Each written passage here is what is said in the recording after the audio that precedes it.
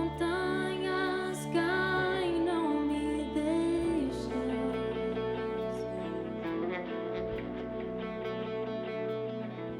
A destruição, eu vou prosseguir por tua graça.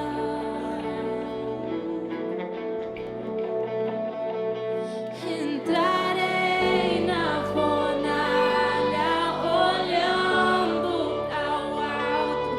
Tua história me traz esperança.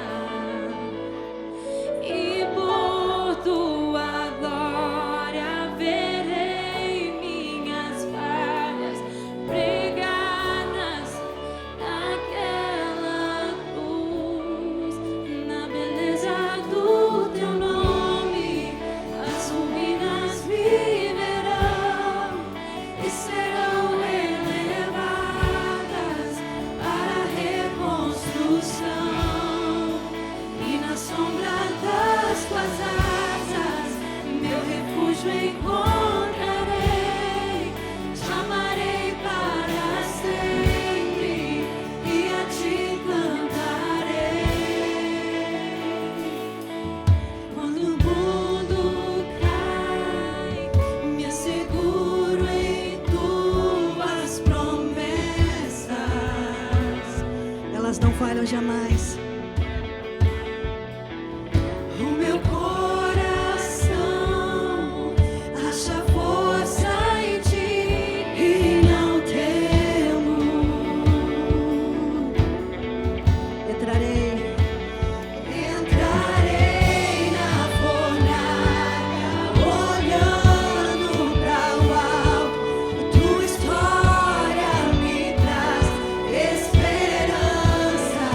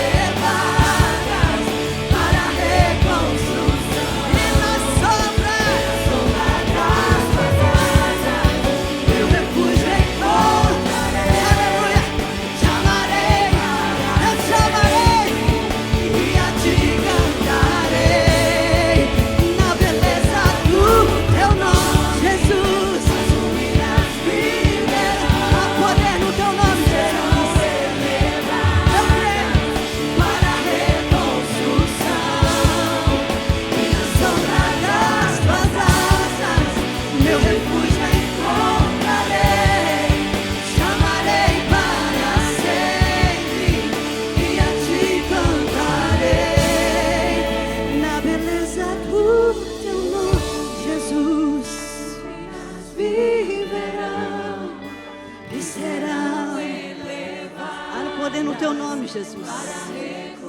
E todas as coisas se fazem novas no teu nome, Jesus. Das tuas asas, meu refúgio encontrarei. Te amarei para sempre e a ti cantarei.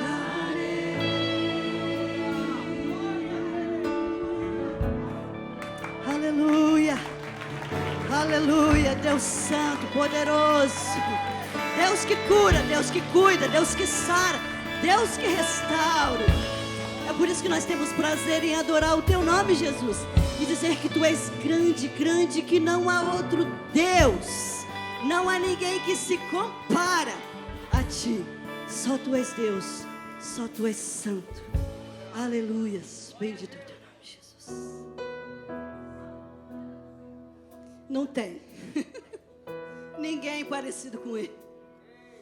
Muitos tentaram se aproximar dele, mas ninguém chegou a tanto amor, a tanta glória, a tanta majestade, a tanto amor expressado. Ninguém conseguiu. Só ele é Deus. Nosso Deus é grande. Aleluia. Canta comigo, igreja. O esplendor de um rei majestoso. Alegre-se, ó terra, alegre-se, ó terra. Tá lindo. Vestido em luz está a escuridão a dissipar diante de sua voz. As trevas estremecem. Declara: quão grande é o nosso Deus. Cante assim, cante assim. Aleluia. Só tu és grande, Deus.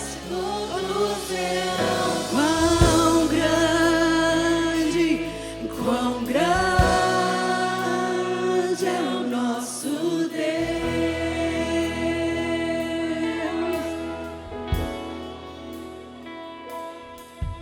Eterno é o nosso Deus. Em suas mãos o tempo está, princípio e o fim, princípio e o fim. O Deus que trino é, Pai, Filho, Espírito, Cordeiro e Leão, Cordeiro e Leão. Declara: quão grande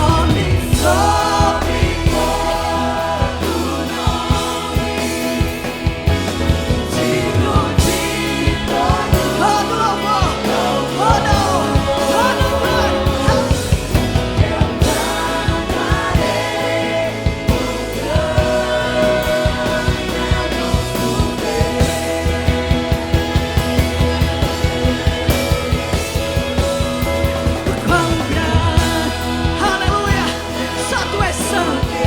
Só tu és Deus. Maravilhoso é te adorar.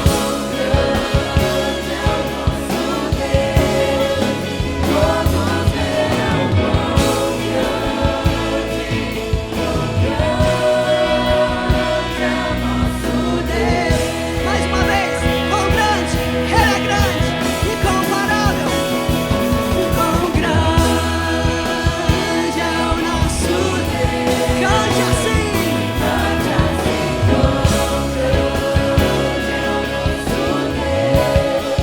Todos verão quão grande é o nosso Deus. Só as vozes declarando: quão grande é o nosso, digno de honra, glória, louvor. Só tu és Deus.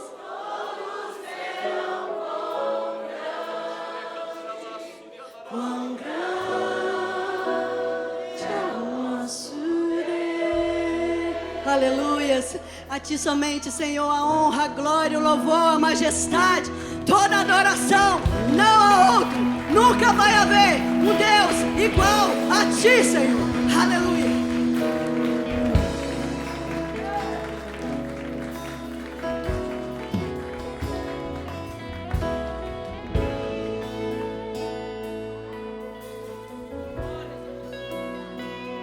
Querido, você pode declarar essa verdade mais uma vez? Quão grande é o nosso Deus. Eu não sei como é que você entrou aqui por essa porta esta noite. Eu não sei quão grande é a tua causa. Eu não sei quão grande é o teu problema. Mas uma coisa eu posso te garantir: o meu Deus é maior do que todos esses problemas. Esse Deus é tremendo.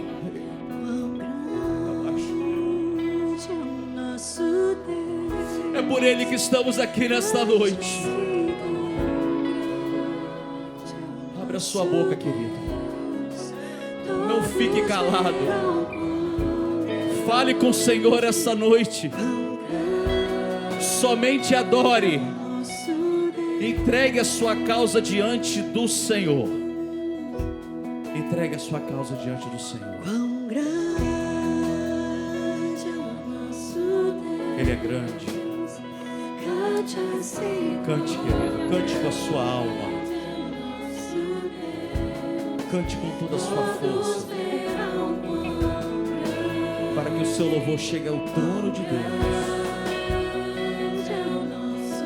Ele é o nome que é sobre todo nome. É o nome poderoso de Jesus. Nome sobre todo nome. Não se desligue, querido. O Espírito Santo de Deus está aqui nessa noite. Ele é o único digno. Entregue. Entregue ao Senhor tudo aquilo que você tem necessidade nessa noite. Entrega a Ele. Nome sobre todo Entrega nome. esse Deus poderoso. Declare essa Nome noite. sobre todo Declare que Ele é o único, nome. verdadeiro, Digno de todo louvor e adoração. Esse Deus é tremendo, irmão. Cante com toda a sua força nessa noite. Declare, em nome de Jesus, o Espírito Santo de Deus vai te visitar agora, onde você estiver, eu creio. Quão grande é o nosso Deus. Cante assim. Quão grande é o nosso Deus. Todos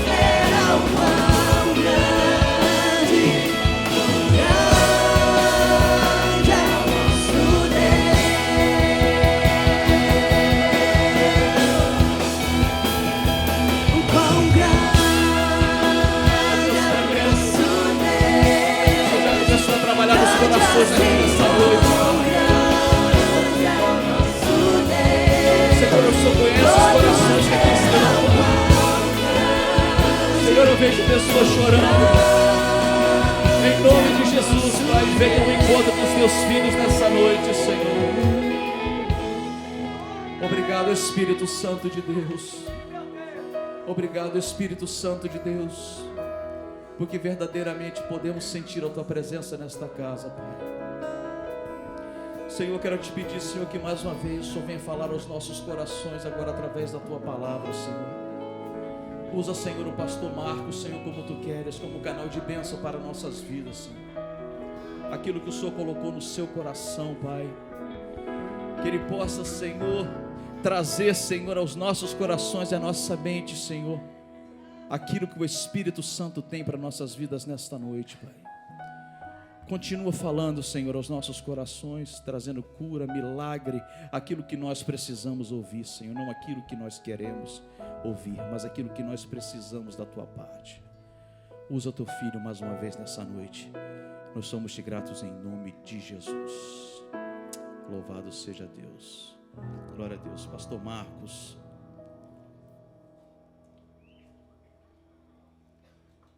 Ministério Infantil, irmãos.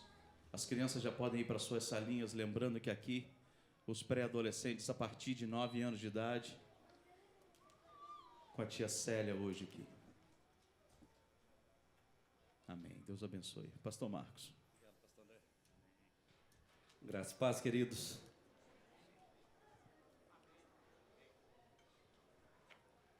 Acho que à medida que a gente vai ficando mais velho, a gente fica meio surdo, não sei se é o meu caso. Graça e paz. Amém. O Batista aqui sou eu, né? Eu sempre digo isso. Bom, é um prazer estarmos aqui mais uma vez e podemos compartilhar a palavra de Deus com vocês. Agradeço a Deus pela confiança que o pastor Salmão tem demonstrado para conosco. E embora eu diga que eu sou batista lá no Brasil, aqui eu sou Assembleia de Deus. E eu falo isso onde eu prego, eu tenho pregado nas igrejas aí em alguns estados, tenho pregado sempre. Na verdade, eu tenho dado um treinamento na rede de pastores de Boston já faz algum tempo.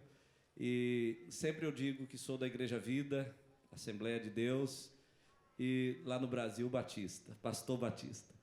É uma confusão que só Deus vai entender. Lá no céu a gente vai misturar isso tudo e vai virar um negócio melhor.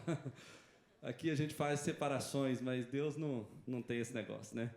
E antes que eu traga a palavra de hoje, eu quero dizer para vocês que eu tenho alguns livros escritos e hoje alguns deles estão lá fora. Tem um livro sobre finanças, As 7 Leis da Abundância Financeira, que é um livro muito interessante na área de libertação financeira. Tem algumas poucas pessoas que já leram esse livro aqui e em outras igrejas, em outros lugares, ele já tem sido mais lido, mas eu não tive a oportunidade de apresentá-lo até o momento. Então, esse livro vai estar ali. Além deles, eu tenho um livro de liderança para quem quer trabalhar com pequenos grupos. Na nossa experiência lá no Brasil, em algumas pesquisas que a gente fez ao longo de vários anos trabalhando com células, com formação de liderança, está ali esse livro para abençoar aqueles que têm desejo de crescer mais no ministério, para servir os outros, para cumprir a vontade de Deus na terra. E, junto com esse livro, nós temos um outro livro sobre fé, que é A Descoberta da Fé, está ali também. E tem um sobre formação cristã, que a capa dele está Curso para Novos Convertidos. Porém, pastores têm lido esse livro, lideranças de muitas igrejas têm lido esse livro e têm constatado que é um material necessário até para crente velho, porque muitas pessoas não têm uma compreensão completa de certos assuntos bíblicos. E ali a gente tem 20 estudos importantíssimos para a vida cristã e, além deles, tem uma cadeia, um estudo em cadeia muito organizado, com tabelas, gráficos, figuras, para te localizar dentro das Escrituras com uma gama enorme de assuntos importantes para o seu conhecimento. Então, estão todos lá atrás, são livros, todos eles têm mais de 100 páginas, se eu não me engano, e eu estou vendendo todos a $10 cada, tá? Agora, esses livros valem milhares de dólares, milhares. Se eu fosse cobrar pelo valor dele, ele seria talvez $5 mil cada um, $15 mil cada um, pela riqueza do conteúdo que está ali e pelo tempo, 15, 20 anos de trabalho. Agora, eu estou fazendo uma promoção de $10 apenas. Então, você, se quiser adquirir esse material para o seu crescimento pessoal, para o crescimento de alguém que você conhece, faça isso lá no final. Eu quero te convidar para abrir sua Bíblia em 2 textos bíblicos que nós vamos meditar nessa noite. O primeiro deles está em 2 Pedro, 2 de Pedro, capítulo 1, versículo 3 e 4. Segunda Epístola de Pedro, capítulo 1, versículo 3 e 4, a palavra de Deus diz assim: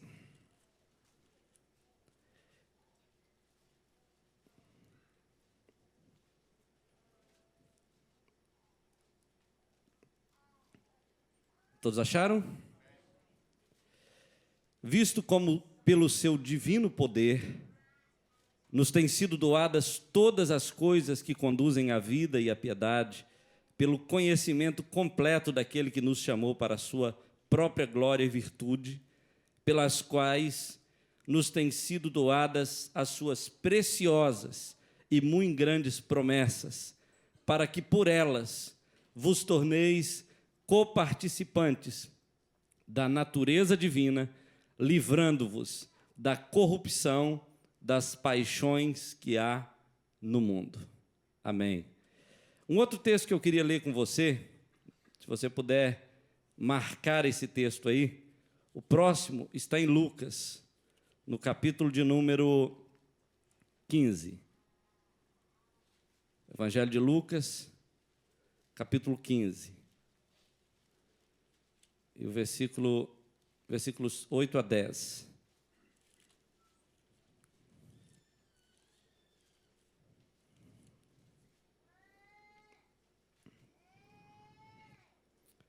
Versículo 8 a 10 do Evangelho de Lucas, a palavra diz assim: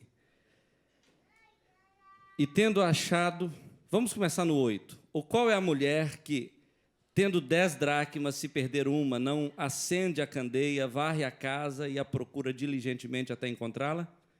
E tendo achado, reúne as amigas e vizinhas, dizendo: Alegrai-vos comigo, porque achei a dracma que eu tinha perdido. Apenas isso. O 10 diz assim, vamos ler o 10. Eu vos afirmo que, de igual modo, há júbilo diante dos anjos de Deus por um pecador que se arrepende. Eu quero falar um pouco hoje sobre as promessas de Deus. Muitas pessoas não gostam tanto de ouvir sobre promessas, porque as promessas, às vezes, só falam de coisas boas e não das coisas necessárias que precisamos ouvir. Mas as promessas de Deus estão dentro de todo o pacote daquilo que Deus quer que nós entendemos, porque cada promessa tem uma condição, e cada promessa com a sua condição tem uma provisão divina para que ela se cumpra na nossa vida. E eu quero falar um pouco sobre as promessas. Nós até ouvimos uma canção agora a respeito das promessas, e elas realmente são muito necessárias na nossa vida. As promessas de Deus para nós, elas são uma fonte de estímulo, de ânimo para a nossa vida aqui na terra. Normalmente, quando nós olhamos para as promessas, nós conseguimos olhar para frente, para o alto, e conseguimos ter esperança na vida. Todas as vezes que você entra em crise com alguma situação que você passa na terra, são as promessas de Deus que colocam esperança no seu coração. Porque nós sabemos que o Deus que nos chamou é um Deus de promessas. E Ele é fiel para cumprir aquilo que Ele prometeu na sua palavra, e todas as vezes que você olha para a promessa, você lembra de quem é Deus, e você sabe que esse Deus cumprirá na sua vida aquilo que Ele prometeu. É interessante que no Velho Testamento, existem no Velho e no Novo Testamento, cerca de 8.810 promessas para nós. Se isso não fosse importante, Deus não teria colocado nenhuma, mas Ele colocou 8.810 promessas que o apóstolo Pedro chama de preciosas e ricas. São ricas e preciosas promessas que nos conduzem à vida e à piedade. E aí, esse texto que nós lemos das dracmas perdidas, uma parábola muito conhecida na Bíblia, essa parábola tem um fundo cultural muito importante. A mulher que recebeu as 10 dracmas provavelmente era uma moça solteira. E havia na cultura judaica um compromisso do noivo, interessado naquela moça que havia sido prometida para ele, provavelmente quando ele nasceu, que no dia de firmar o compromisso, ele precisava levar um dote para o seu pai, para o pai da moça, para o seu sogro. E se ele não fosse alguém rico, alguém com posses para dar um bom dote, sem limites para a moça com quem ele queria casar, ele tinha que ser capaz de dar no mínimo 10 dracmas. No mínimo. Esse era o dote mais barato, mas era o mínimo que um noivo teria que dar se ele quisesse casar. Porque o noivo que não tinha capacidade de dar 10 dracmas, ele também não teria condição de sustentar a noiva. Então, o pai ficava esperando a chegada do noivo, e a noiva também, mas o pai tinha principal interesse na chegada do dote, porque ele queria saber com quem a filha dele ia casar. Eu estou pensando em readotar esse princípio bíblico lá em casa. Daqui a um tempo eu vou aplicar isso. Agora, essa moça, quando recebia o dote, ela tinha um compromisso, porque esse dote não era para o pai, era para ela mesma. Era o valor que ele dava para a moça. E ela tinha um compromisso de guardar essa dracma com a mais absoluta segurança até o dia do casamento, porque ele voltava para casa e ele então prometia uma data para o casamento. Essa moça, normalmente, ela perfurava cada uma das dracmas, pegava um fio e passava por dentro daqueles buracos que ela fez na dracma e colocava no pescoço como um colar. E todas as vezes que alguém olhava para aquela moça, sabia que aquela moça estava comprometida. Todas as vezes que aquela moça olhava para aquele colar, ela sabia que ela tinha um noivo à sua espera e que ela um dia iria estar para sempre com ele. Ela olhava para aquelas dracmas e sabia, eu tenho um prometido. Alguém olhava para aquelas dracmas e sabia, ela está comprometida. E aquilo ali dava esperança para ela. Cada dia que passava, cada semana que passava, cada ano que se passava, ela olhava para aquilo ali e sabia o seguinte, o meu casamento está se aproximando. Aquilo ali simbolizava para ela a promessa de um casamento. Quando Deus nos faz promessas, queridos, Ele também espera que nós guardemos essas promessas em nossos corações com a expectativa de que elas se cumprirão e, ao mesmo tempo, que essas promessas nos sirvam de instrumentos para nos conduzir à vida e à piedade. As promessas de Deus, elas não só têm o objetivo de nos trazer realização pessoal, mas tem o objetivo de nos trazer qualidade de vida espiritual, porque o termo vida, nesse contexto aqui, não é bios, mas é zoe, é vida de Deus. Então Deus espera que nós tenhamos vida por meio das promessas que recebemos e, ao mesmo tempo, tenhamos uma vida piedosa, uma vida voltada para o ministério aos outros. Hoje, eu quero falar com vocês a respeito de pelo menos 4 promessas. Se fosse lá no Brasil, eu falaria de 10. Essa mensagem tinha 10 promessas. Porque lá eu realmente controlava a hora. Eu falava, o culto vai terminar meia-noite, 2 horas da manhã, e terminava. E a igreja costumava encher, porque quem saía das outras igrejas passava lá e ficava. Mas aqui eu não sou dono do tempo. E eu entendo também porque eu sou carpinteiro de Nazaré, igual Jesus, na América. Então, amanhã, martelinho tem que bater cedo, né? Então, eu também tenho que ir embora para casa. Mas eu quero falar de 4 promessas importantes para a sua vida e para a minha vida. A primeira delas, que eu julgo muito importante, é a promessa do amor. Deus não faz claramente uma promessa de nos amar, Ele nos ama.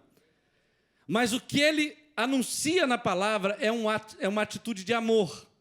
E lá em Miqueias, no capítulo 7, versículo 19, se não quiser, não precisa abrir, Deus promete a Israel o seguinte, tornará a ter compaixão de nós, No versículo 18, ele fala assim: quem é como Deus?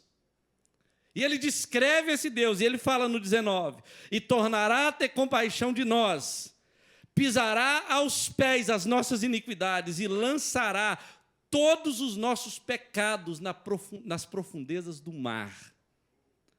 Por que essa promessa é importante? Por que Deus promete nos amar e ter compaixão de nós? Sabe, querido, nós jamais vamos compreender o amor de Deus se nós não compreendermos a nossa condição de pecadores. A gente entra na igreja de janeiro a dezembro, achando que merecemos muita coisa, mas só tem uma coisa que nós merecemos. Quem sabe o que é?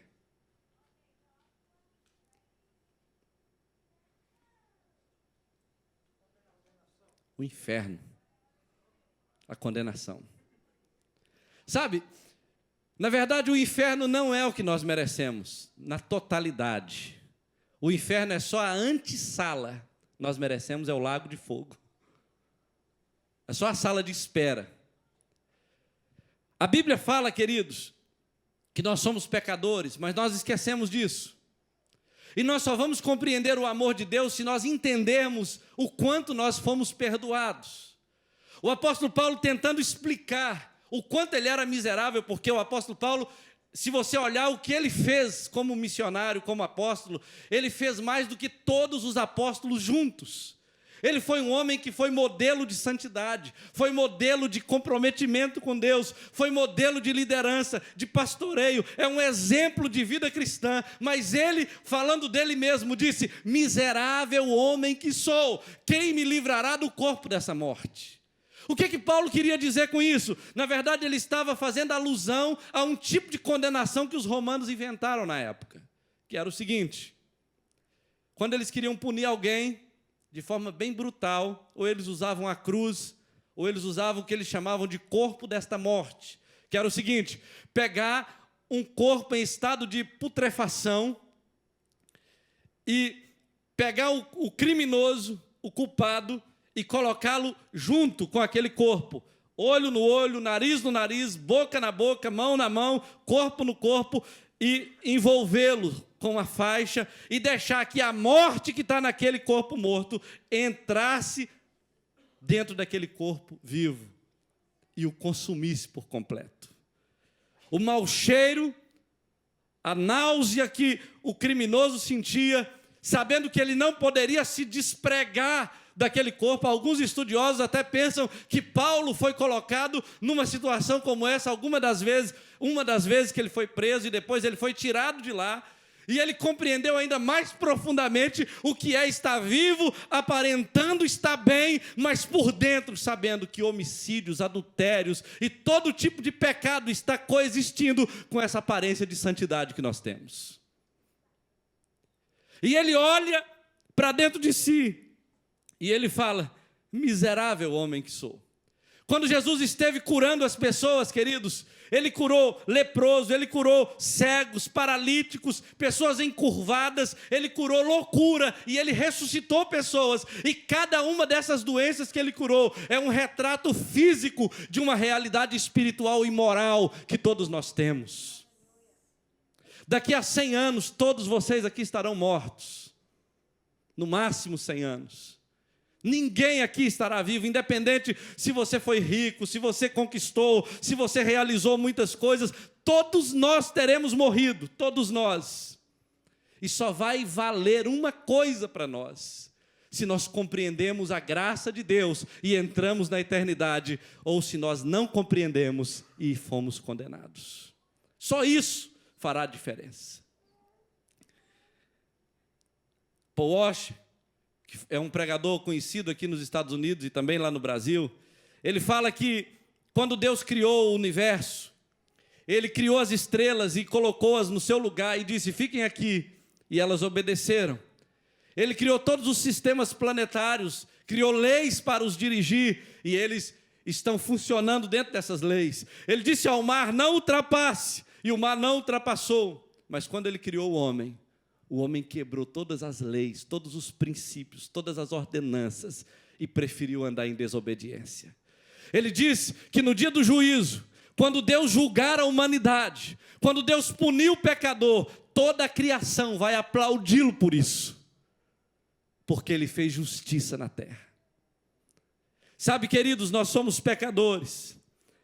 Alguém disse uma vez que se o mundo fosse dirigido por crianças, ele seria melhor. E o mesmo pregador disse uma vez que se você pegar uma criança de 3 anos e der todos os presentes do mundo para ela, e ela então começar a brincar e você analisar qual brinquedo que ela odeia, qual brinquedo que ela não quer, e você pegar o brinquedo e der para ela, e ela vai jogá-lo fora, e pega o brinquedo e dá de novo, ela vai jogá-lo fora. E aí você sabe, ela não gosta desse brinquedo. Tem uma maneira de você curá-la desse ódio por esse brinquedo. Pega uma outra criança de 3 anos, coloca na frente daquela primeira criança, pega aquele brinquedo que ela odeia e dá para ela. Naquele momento vai começar a Terceira Guerra Mundial. Essas são as crianças que poderiam melhorar o mundo. Na verdade, todos nós somos pecadores. Apesar disso, Deus decidiu nos amar. Se você quiser entender um pouquinho mais do quanto nós somos pecadores, eu ainda estou falando do amor. Na verdade, eu ainda vou falar do amor. Eu me lembro de uma história que eu li em algum livro, em algum lugar, alguma época da minha vida, que é a história de um pai que passou todo dia com seu filho de 8 anos, brincou com seu filho, levou-o no parquinho, deu sorvete para ele, passou aquele dia maravilhoso com seu filho. Quando foi 8 horas da noite, ele chegou em casa, o filho estava exausto, o filho veio dormindo nos braços dele. E ele então foi e deitou o seu filho lá no quarto dele, sujo como ele estava, porque ele estava muito cansado, e também os pais deitaram para dormir um pouco. Mais ou menos umas 10 e pouca da noite, um ladrão entrou naquela casa, armado, para roubar alguma coisa, qualquer que ele pudesse encontrar, mas sem querer, ele encostou numa coisa, aquilo caiu, a criança acordou assim meio sonolenta, e veio andando assim, sonolenta pelo corredor. O ladrão assustou no escuro e deu um tiro, matou aquela criança. E fugiu imediatamente. O pai acordou com aquele barulho, pega o filho, corre para o hospital desesperado, mas infelizmente o menino morreu. Infelizmente. Estragou o dia dele. Acabou com a vida daquela família. Passado aquele momento de luto, o pai vai à cadeia, porque o criminoso acabou sendo preso. E ele encontra aquele criminoso e diz para ele o seguinte: olha, você tirou tudo que eu tinha, você tirou tudo que eu mais amava, você arrancou de dentro de mim a minha própria vida, a vida não tem mais sentido para mim, mas eu estou aqui para dizer para você que eu te perdoo, e tudo aquilo que eu queria para o meu filho, a partir de agora eu te adoto como filho, eu vou realizar em você os sonhos que eu tinha para o meu filho. Isso é um pequeno exemplo do ato de amor de Deus para conosco. O nosso pecado matou Jesus, e mesmo assim, Deus decidiu nos amar e nos tornar filhos dele. Quando nós começamos a compreender o que nós recebemos, a Bíblia diz que nós nos tornamos filhos de Deus, como está em 1 João 3,1. Vede que grande amor que Deus nos tem concedido, a ponto de sermos chamados filhos de Deus. E a Bíblia diz que se somos filhos de Deus, assim como Ele é, nós também nos tornamos. Deus nos faz participantes da natureza divina. Deus nos dá o direito de sermos filhos de Deus, com toda a herança que envolve o próprio Cristo Jesus, por causa do seu amor. Não é por causa de algum mérito nosso. Nós merecíamos a condenação, nós merecíamos estar eternamente distantes de Deus, mas Ele quis, de acordo com o beneplácito da sua vontade, com o seu próprio consentimento, Ele quis nos tornar seus filhos. Esse é o amor de Deus. Esse amor nos torna mais confiantes em relação ao futuro. Enquanto as pessoas com medo de enfrentar o futuro querem descobrir um lugar melhor para morar em Marte, querem encontrar uma melhor forma de vida para esticar a vida na Terra, porque tem medo de encarar a morte, a Bíblia fala que nós nos tornamos confiantes, porque no amor não existe medo. Antes, o perfeito amor lança fora todo medo. O amor não produz tormento, e aquele que teme não é aperfeiçoado no amor. Sabe por que as pessoas têm medo da eternidade, têm medo do juízo final, não sabem como vão lidar com a eternidade? Porque elas não conhecem o amor. Um dia, um amigo meu, professor da universidade lá de Viçosa, estava tirando umas cópias numa xerox que tinha lá na cidade, e um outro professor da universidade disse assim: olha, hoje é o Dia Internacional do Adúltero. E ele achou engraçado, porque nunca tinha ouvido falar do Dia Internacional do Adúltero. E ele falou: mas tem esse dia? Ele falou: tem Dia dos Pais, Dia das Mães, Dia das Crianças, Dia do Trabalhador, e tem o Dia do Adúltero também. E hoje é o meu dia, eu vou adulterar, ele disse. Aí ele falou assim: olha, já que você gosta de guardar dias, coloca na sua agenda o dia do juízo final. As pessoas que pecam sem limites, elas precisam saber que elas terão que encontrar o juízo no dia do juízo final. Mas a Bíblia diz que para aqueles que sabem sobre o amor de Deus, eles não têm medo da eternidade, porque o amor lança fora todo medo. E a Bíblia mostra o seguinte, que nisto é aperfeiçoado o amor, para que no dia do juízo mantenhamos confiança, pois segundo Ele é, também nós somos nesse mundo. A verdade é que o amor de Deus por nós nos tornou justos, não por méritos nossos, mas por causa do sacrifício de Jesus.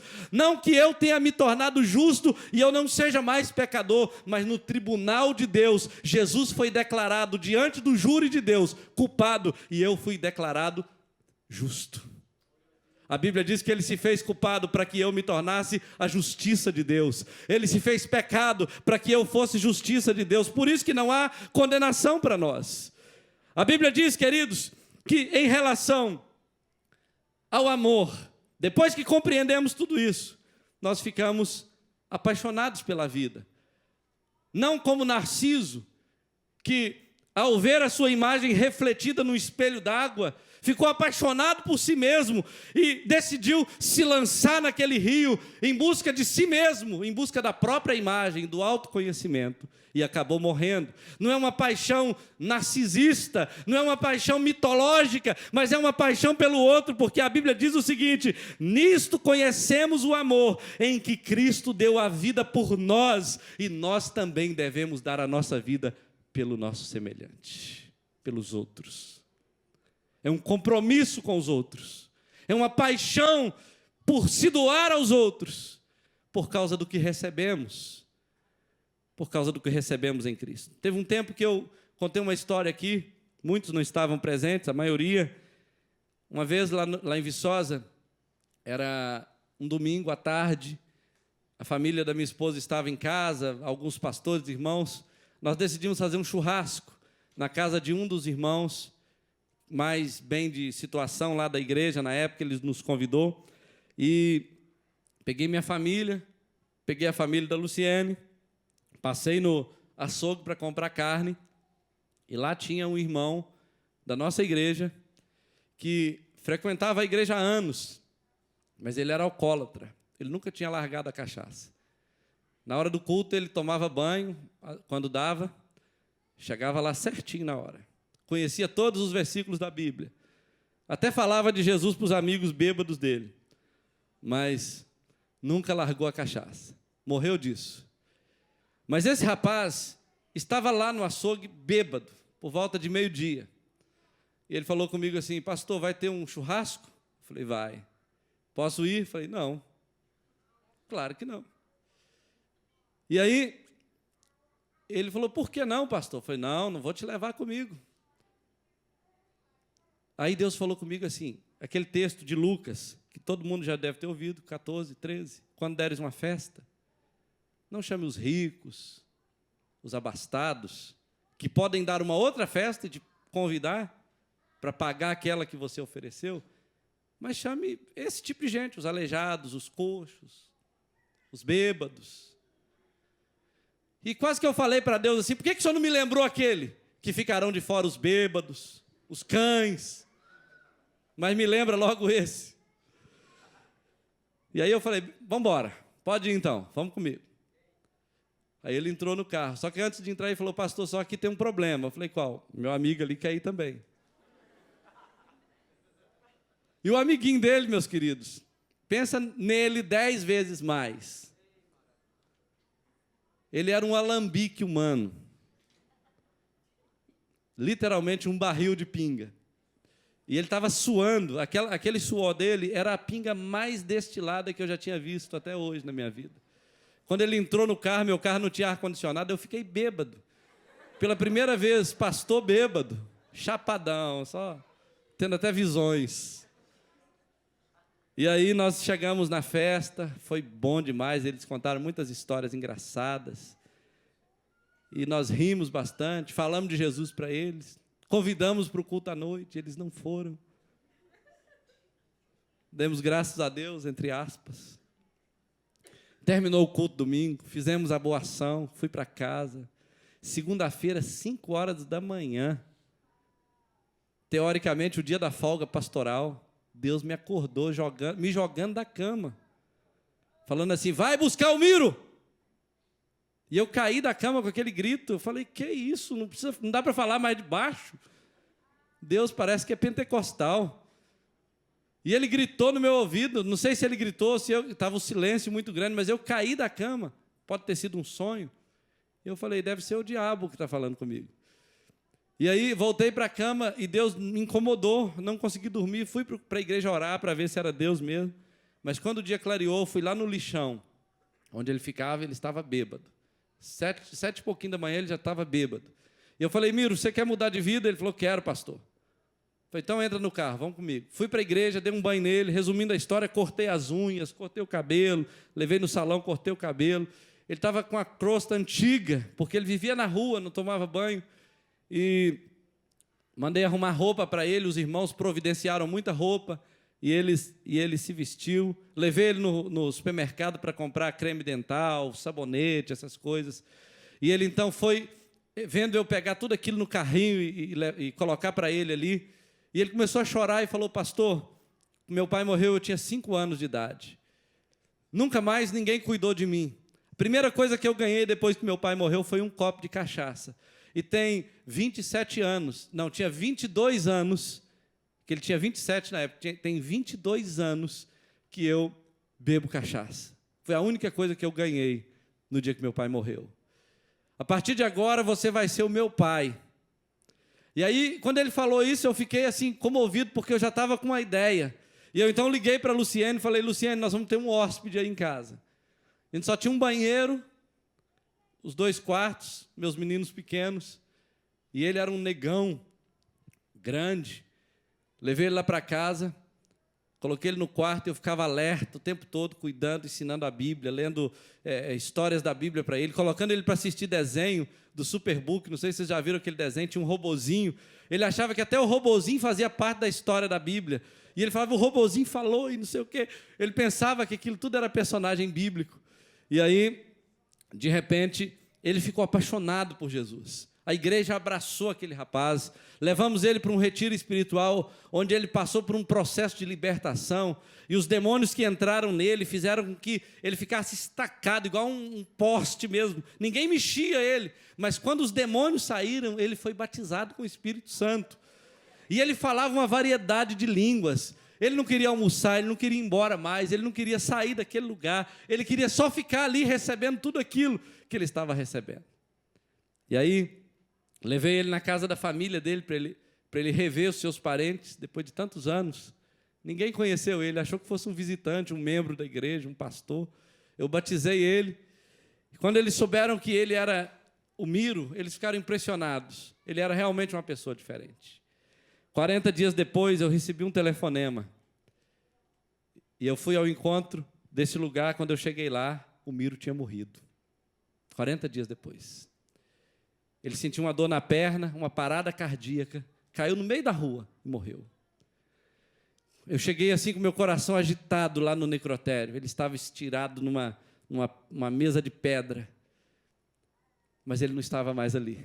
O Senhor falou comigo, ele já está comigo. Ele já está comigo. E eu tive a impressão assim que eu estava perdendo um filho, mas não para a morte.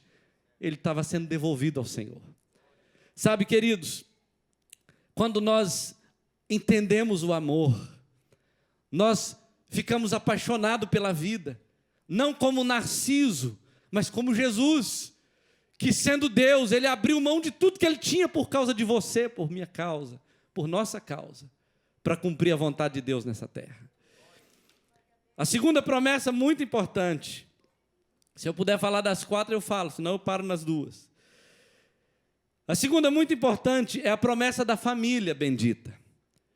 Nós temos vivido um tempo onde as famílias estão se deteriorando, onde filhos não honram pais, onde pais não sabem o papel deles como sacerdotes em relação aos filhos, onde esposas não entendem mais o significado do propósito de Deus para elas como mulher, ou o marido não entende o propósito de Deus para ele como homem dentro de casa, e as famílias estão perdendo o propósito, estão perdendo a identidade, estão se misturando com uma infinidade de conceitos que são altamente destruidores do plano de Deus para a família. Mas a Bíblia diz, queridos, algo interessante para nós que temos promessas de Deus. Porque a nossa família está no mesmo ambiente em que todas as famílias estão destruídas, porém, nós temos a promessa de Deus. Isaías 61:19 diz o seguinte: a tua posteridade, quer dizer, teus filhos, teus netos, bisnetos, tetaranetos, se você crê e receber em nome de Jesus, será conhecida entre as nações, e os seus descendentes no meio dos povos. Todos quantos os virem, os reconhecerão como família bendita do Senhor. Você pode crer que há promessas de Deus para a sua família, para os seus filhos. Aqui na região de Massachusetts, aqui no estado de Connecticut, é assim que fala, né? Bem aqui pertinho, nasceu um homem muito conhecido, chamado Jonathan Edwards. Um grande avivalista, um grande pregador. Ele é considerado, talvez, o homem mais culto da época em que ele viveu aqui. Um homem de grande cultura teológica e filosófica. Esse homem era um pregador, embora ele nunca tenha sido consagrado ao ministério pastoral, mas um pregador muito conhecido mundialmente, pregou um sermão famoso chamado Pecadores na Mão de um Deus Irado. E esse homem, junto com ele, viveu em Nova York, no estado vizinho, um outro homem, professor da universidade, chamado Max Dix. Um homem famoso, renomado filósofo, pensador da época, um homem de grande respeito. E esse homem se dedicou a se opor tudo ao que Jonathan Edwards pregava. Tudo que ele pregava, ele escrevia alguma coisa contrária, confrontando, debatendo contra ele. E os 2 homens morreram. Jonathan Edwards morreu, Max Dix morreu. 100 anos se passaram. Max Dix era ateu. Ele negava toda possibilidade de crença em um Deus ou em qualquer outra coisa. Jonathan Edwards era um homem apaixonado por Deus. Ele se dedicava a ensinar seus filhos, a cuidar do seu casamento, da sua família. 100 anos se passaram e uma revista importante dos Estados Unidos resolveu estudar a história de Jonathan Edwards e de Max Dix para ver o que aconteceu com a descendência desses homens. Porque é uma promessa de Deus de que a nossa descendência será poderosa na terra. Estudaram Max Dix e eles chegaram à seguinte conclusão: 1.206 descendentes. A maioria era maligna. 310 morreram na miséria e 150 foram sentenciados por algum crime, algum delito criminoso. 7 eram assassinos, 100 alcoólatras, mais da metade das mulheres eram prostitutas e a grande maioria viveu dependendo do Estado como mendigos, inválidos, e custaram aos cofres do governo americano mais de $1,5 milhão de dólares. Essa é a descendência desse ateu, Max Dix. Jonathan Edwards teve 1.394 descendentes, 13 reitores de universidades, 65 médicos, 70 professores de universidades, 3 senadores, 30 juízes, 100 advogados, 74 oficiais graduados das Forças Armadas Americanas, 100 pastores e missionários, 60 autores de livros de renome, 80 funcionários públicos graduados, entre diplomatas e embaixadores. Você pode aplaudir Jesus por isso? Deus tem uma promessa para a sua família. E a Bíblia diz que a descendência, a sua posteridade, será conhecida entre as nações, e os seus descendentes no meio dos povos. Todos quantos os virem, olharão para eles e dirão: é uma família bendita do Senhor, tem bênção de Deus nessa família, eu quero ser assim. A sua família será assim em nome de Jesus. A terceira promessa é a promessa da cura emocional. Sabe, queridos, está aí uma das áreas que nós mais precisamos ser ministrados. Todos os dias nós somos feridos, todos os dias nós lidamos com conflitos de relacionamentos, com questões não resolvidas, com dúvidas que batem na nossa mente, que nos ferem, que nos entristecem, que nos decepcionam, que nos frustram. Muitas pessoas vivem assim. Há pouco tempo atrás, semana retrasada, tivemos um encontro em nossa igreja lá no Brasil, e dentre todas as pessoas que estavam lá, estava uma mulher, que há alguns anos ela estava decepcionada com Deus e com a vida. Seu marido e seu filho havia saído para pescar, seu filho de 8 anos, e ele caiu, o filho caiu no lago. O pai, desesperado, pulou no lago para salvar o filho, e nenhum dos dois voltaram. Alguns dias mais tarde, encontraram os dois abraçados e mortos. Isso acabou com tudo que ela pensava sobre amor, sobre fé, sobre esperança, sobre vida. E essa mulher entrou naquele encontro depois de muitos remédios para a depressão, depois de muitas tentativas de sobrevivência, depois de lidar com todo esse conflito, ela entrou naquele encontro sem esperança de alguma possibilidade de cura. Mas me contaram que no domingo ela chegou na igreja contando o seguinte: olha, eu tinha tudo para desistir da vida, tinha tudo, já tem alguns anos que eu estou assim, mas hoje eu descobri o amor de Deus para comigo. Eu estou curada, eu tenho saudade, eu tenho lembranças, mas Deus cicatrizou no meu coração essa dor, essa ferida. Sabe, queridos, precisamos de cura, e tem uma promessa de Deus sobre isso, em Isaías 58:11, assim: o Senhor te guiará continuamente, fartará a tua alma até em lugares áridos, e fortificará os teus ossos. Serás como um jardim regado e como um manancial cujas águas jamais faltam. Se você pegar esse texto com calma e estudá-lo, você vai perceber pelo menos 4 coisas nele. A primeira delas é direção, quando o Senhor fala: o Senhor te guiará continuamente. Quando uma pessoa está em crise, quando ela entra em colapso emocional, a primeira coisa que ela perde é o sentido da vida, ela perde a direção. Ela não sabe se vive, se morre, se estuda, se não estuda, se trabalha, se abandona o emprego, ela não sabe o que faz da vida. Mas a Bíblia diz que quando Deus te cura, a primeira coisa que Ele te dá é direção. Ele te guiará continuamente. E a Bíblia fala de outra coisa que Ele faz: Ele supre aquelas áreas que as circunstâncias não podem suprir, porque o depressivo, ele tem alguma carência de substância química no seu cérebro, quando ele tem a depressão endógena, ou ele então tem alguma carência emocional ou física, que ele não consegue suprir, mas a Bíblia diz que o Senhor fartará a tua alma até em lugares áridos. Até onde não existe suprimento, Deus é capaz de te suprir, porque Ele é a fonte de tudo que você precisa. Ele te suprirá até em lugares áridos. E a Bíblia diz que o resultado disso é que você será um jardim regado.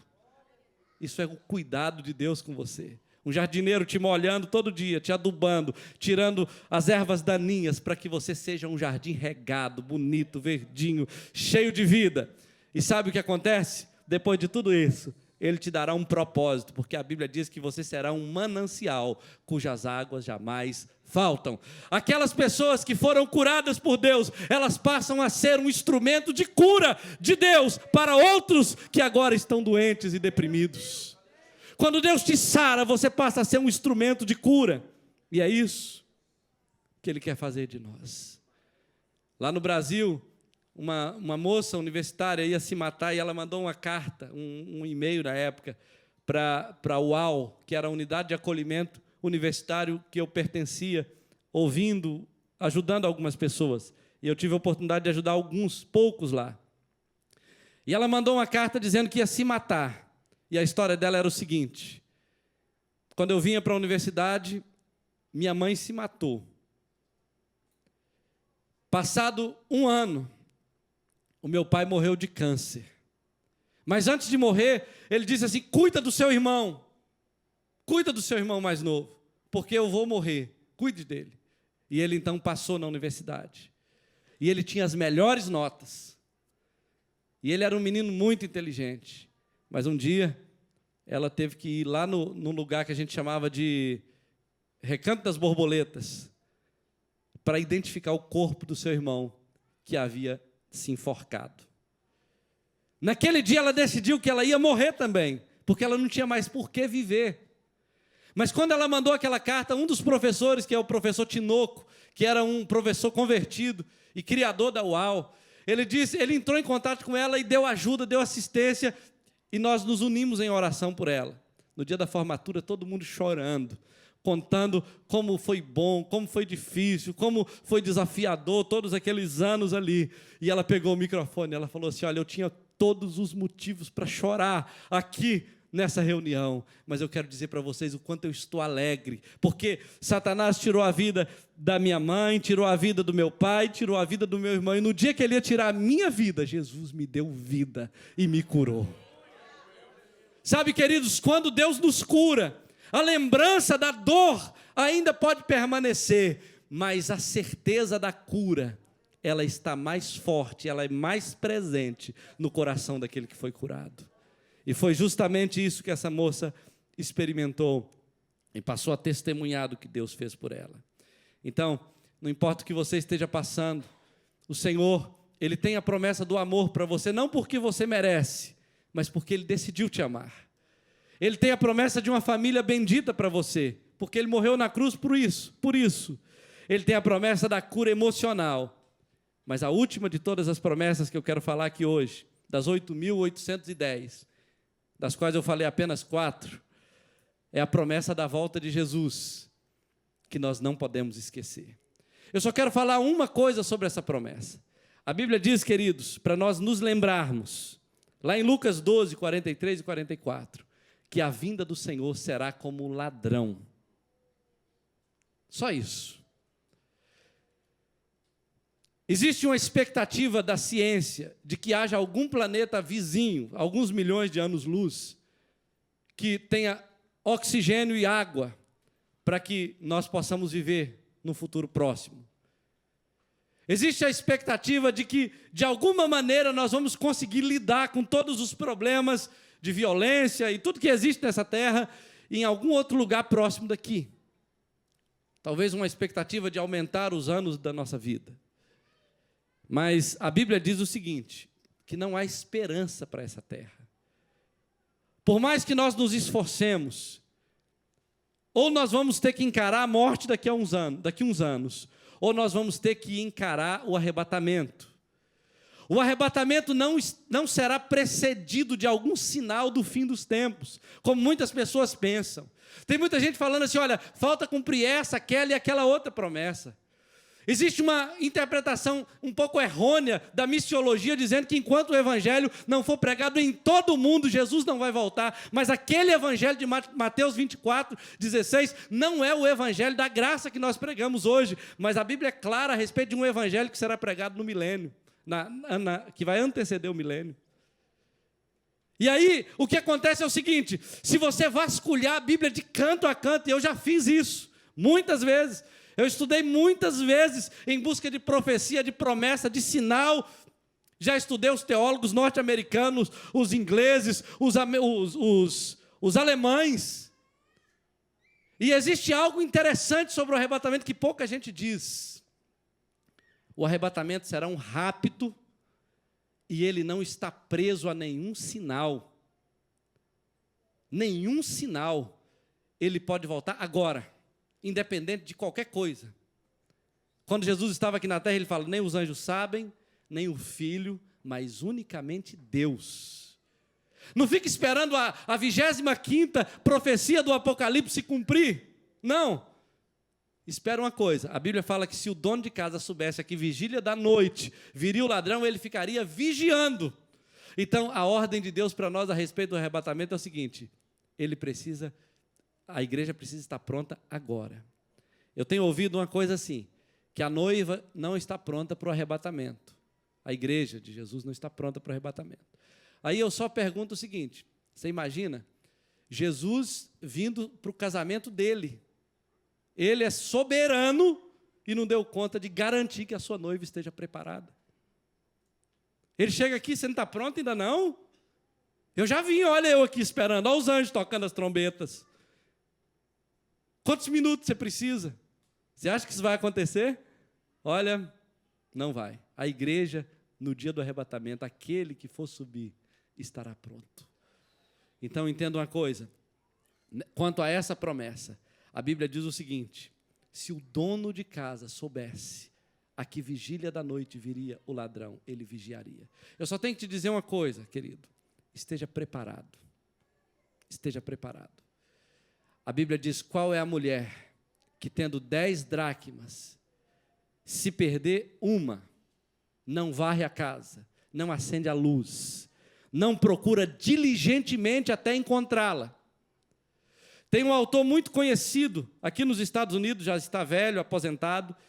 Ele disse que se perdêssemos a palavra de Deus, seria impossível colocar qualquer outra coisa no lugar. Seria impossível. Qual a promessa de Deus está faltando para tornar a sua vida mais plena e a sua piedade mais intensa? Porque a Bíblia diz que essas promessas, elas são para nos livrar das corrupções do mundo e para nos dar vida e piedade. A Bíblia diz que essa mulher, se ela vê que não tem uma das dracmas, ela varre a casa, ela procura diligentemente. Qual dessas poderia estar faltando para que a sua vida fosse mais plena e a sua piedade mais intensa? Eu quero orar com você nessa noite. E eu quero te pedir que fique de pé, porque Deus nos deu ricas e preciosas promessas. Se está nos faltando vida, queridos, se não temos a vida de Deus fluindo em nós, uma vida feliz, plena de realização, cheia de fé, de esperança, a respeito do presente e do futuro, alguma promessa precisa ser trazida para o nosso interior, para nos vivificar outra vez. Se não existe em nós um desejo de desenvolver um ministério aos outros, um compromisso maior com a vontade de Deus, alguma coisa pode estar faltando nesse colar de promessas que recebemos de Deus. Alguma coisa. Alguma promessa. Eu sei que a igreja do século presente, ela esqueceu de uma coisa. Ela esqueceu que Jesus vai voltar. Ela esqueceu que essa terra não é o nosso destino final. Ela esqueceu que para nós que aguardamos na promessa, haverá novos céus e nova terra, nos quais habitam a justiça. Ela esqueceu que passarão os céus e a terra, mas as palavras de Jesus não passarão. Passarão. Todas essas coisas vão passar. A juventude passa, a ciência passa, mas o que Deus prometeu vai se cumprir e vai deixar a ciência confusa, vai deixar os poderosos da terra sem resposta quando se cumprir. Às vezes nós achamos que a igreja é o lugar que nós nos distraímos todos os domingos, é a feira onde nós encontramos as pessoas e trocamos ideias e experiências até o outro domingo. Mas esse lugar aqui, queridos, é apenas o local onde a igreja se reúne para se fortalecer, para fortalecer uns aos outros, para edificar uns aos outros e para renovar a esperança, para renovar a convicção do chamado, para aumentar a paixão para cumprir a vontade de Deus nessa terra. De repente, muitas dessas coisas não tocam você. E você fica torcendo para dar 8h45 para o pastor obrigatoriamente entregar, porque tem uns 200 pastores aqui que vão tomar esse microfone de mim. Falta 3 minutos. Mas eu te digo uma coisa: se essas coisas não te incomodam, se tudo isso não passa de balela e chatice para você, pode ser até que você não tenha nascido de novo, porque o lugar onde vai ter mais pessoas deixadas para trás vai ser nas igrejas. E eu não falo isso para colocar dúvida no seu coração, mas para te desafiar, para desafiá-lo a sondar o seu coração e a sua convicção.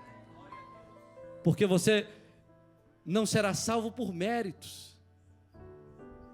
Eu sou pastor, por isso eu sou salvo? Não.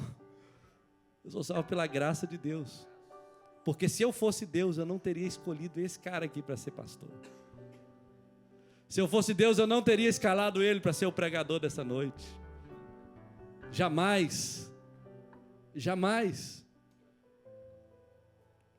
Porque nós não passamos de lixo, de escória do mundo. Eu tenho consciência disso. Mas tem uma coisa, queridos. Eu recebi perdão pela graça de Deus. Eu recebi misericórdia no dia aceitável. Quando eu vi os braços do Senhor estendidos para mim, eu descobri que não tinha outra alternativa para mim. Eu tinha 13 anos de idade. Eu pertencia a um grupo de extermínio em Vitória. As pessoas com quem eu andava matava todo dia. E ganhava 30 mil cruzeiros por cada pessoa que eles matavam. Eram pessoas importantes dentro do cenário que nós vivíamos. Empresários, pessoas benquistas na sociedade. Mas naquele dia, numa sexta-feira de 1989, era mais ou menos junho ou julho, eu tinha me esquecido completamente de tudo que eu conheci na igreja quando eu era criança. Eu passei por um apagão na minha memória. Eu não sabia nem quem era Jesus, quem era Deus, o que era ser crente. Mas naquele dia, eu olhei para o céu, eu tive a impressão que Deus estava olhando para mim. Eu fiquei envergonhado de mim mesmo. Eu fiquei com vergonha de quem eu era. Eu olhei para aquelas pessoas ali, homens, mulheres, e todo mundo bebendo e se alegrando, depois de um homicídio. Porque sempre terminava assim, alguém morria e a gente sentava para festejar. Naquele dia, eu olhei para Jesus e eu me senti indigno da graça, do perdão, da misericórdia. Eu tive consciência de que eu merecia o inferno. Eu tive consciência de que o melhor lugar para mim era o inferno. Mas por alguma razão, eu senti amor de Deus. E eu atravessei aquele bairro todinho. Fui para um outro lado do bairro, onde tinha um grupo de pessoas que poderiam me matar facilmente, porque eles eram rivais. E eu entrei dentro de uma igrejinha que era menor que esse palco aqui. Tinha um pastor negro, magrinho, pregando. Quando eu coloquei o pé na porta da igreja, ele falou: hoje é o último dia da sua vida. E ele só contou a minha história toda. E Deus falou comigo assim: eu te chamei, eu te separei. E quando ele contou aquilo, eu me rendi a Cristo. E desde então, queridos, eu fico perguntando para Deus: por que o Senhor me escolheu? Com tanta gente melhor. Por quê? E eu só consigo ter uma resposta: graça. Graça de Deus. Só isso. Tudo que eu fizer nessa vida, toda a minha disposição de servir a Deus, jamais vai pagar o que eu recebi dele naquele dia. Sabe, queridos, há mais ou menos 2 semanas atrás, eu fui ao médico. E quando eu cheguei lá, o médico encontrou na minha voz, na minha corda vocal, uma hemorragia. E ele disse assim: você não vai pregar, você não deve falar mais, até o dia que isso cicatrizar. Ele perguntou o que eu fazia, ele falou: então esquece. E eu ouvi aquela palavra, e eu falei: eu sou um pastor, eu tenho filhos, como eu não prego mais, como eu não falo? E eu falei o seguinte: olha, de onde Deus me tirou, eu já estava morto, já não tinha mais esperança para mim. Se Deus me curar, todos nós veremos a glória de Deus. Mas se Ele não me curar, eu verei a glória de Deus. Mas enquanto eu estiver aqui, eu vou pregar, eu vou gritar, eu vou falar de Jesus no trabalho. Porque esse é o sopro de Deus em mim. É para isso que Ele fez promessas. E é por isso que eu preciso me agarrar nessas promessas.